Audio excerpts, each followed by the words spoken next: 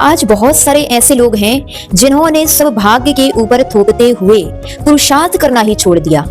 उनका मानना है कि जो भगवान के केवल ज्ञान में झलका है वैसा होकर के ही रहेगा, और जब वैसा ही होना है तो मैं पुरुषार्थ क्यों करूं? अगर मेरी जॉब लगना होगी तो लग जाएगी, मेरी शादी होना होगी तो हो जाएगी, मेरे अन्य कोई लाभ होना होंगे तो हो जाएंगे, मुझे पुरुषार्थ करने की क्या आवश्यकता। और ऐसा सोच करके वो निठल्ले बैठे रहते हैं, वो किसी भी प्रकार के अच्छे कार्यों की ओर पुरुषार्थ करते ही नहीं है। ध्यान दीजिए, भाग्य अपने आप नहीं बनता, भाग्य को बनाना पड़ता है, और भाग्य का निर्माता स्वयं जीव अपना है।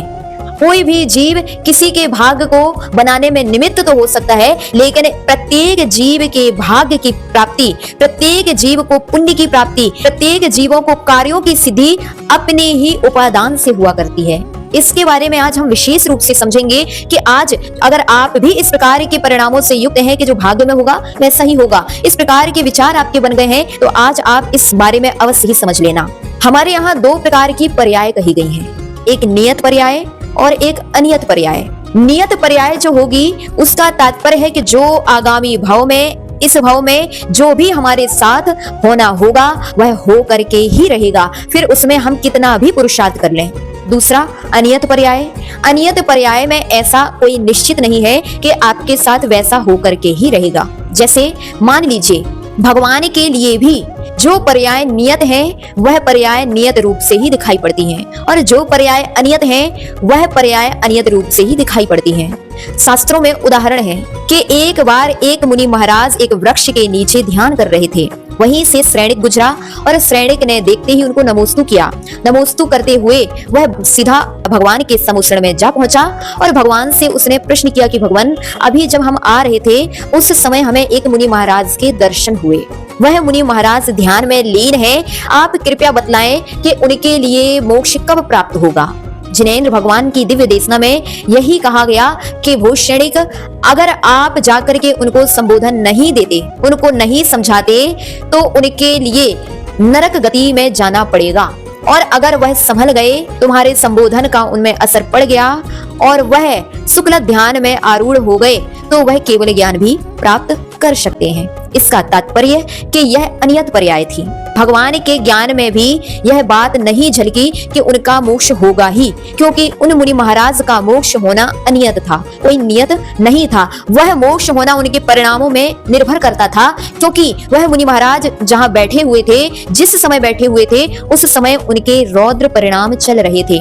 बात ऐसी थी कि कुछ श्रावक उनके दर्शन करने आए हुए थे, और जैसे ही दर्शन करने आए उस समय मुनि महाराज तो ध्यान में आरूढ़ थे, लेकिन श्रावकों ने आपस में ही बात की कि अरे, यह तो अमुक देश की राजा है, उसी देश के राजा जहाँ पे इनके ही बेटे के ऊपर इनके ही मंत्रियों ने अत्याचार किया है, इनके ही मंत्रियों ने इनके बेटे से राज्य छीन लिया है। इस प्रकार की जब बात उन श्रावकों ने मुनि महाराज के सामने की, इसीलिए किसी भी श्रावक को किन्हीं भी साधुओं के सामने इस प्रकार की विकल्प में डालने वाली बातें नहीं करना चाहिए। तो उन मुनि महाराज के सामने जब श्रावकों ने इस प्रकार की चर्चा की तो महाराज तो ध्यान में लीन थे, अर्थात धर्म ध्यान पर आरूढ़ थे। लेकिन जैसे ही श्रावकों के शब्द उनके कान में पड़े, ध्यान परिवर्तित हो गया। वह धर्म ध्यान रौद्र ध्यान अर्थ ध्यान में परिवर्तित हो गया।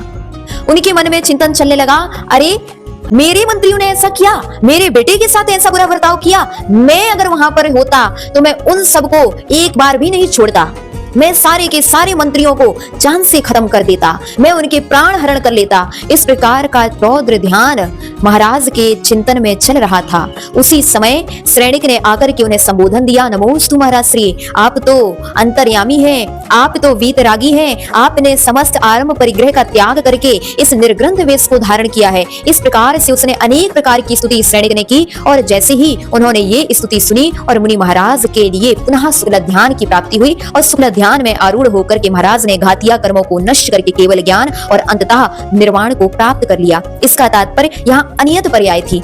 वैसे ही दूसरी ओर अगर अपन देखें तो भगवान आदिनाथ के समुद्र में मारीच का जीव बैठा हुआ था, उसी समय महाराज भगवान से प्रश्न किया कि भगवान, क्या आपके इस समुद्र में कोई ऐसा जीव है क्या जो आपकी तरह तीर्थंकर बनेगा? यह बात निश्चित थी कि मारीच का जीव करोड़ों भव लेकर के अंतिम तीर्थेश 24वें तीर्थंकर भगवान महावीर बनेंगे, और यह बात एकदम नियत पर्याय से युक्त थी। और आदिनाथ भगवान के केवल ज्ञान में वैसी ही झलकी और भगवान ने वैसा ही सभी जीवों के लिए उपदेश दिया।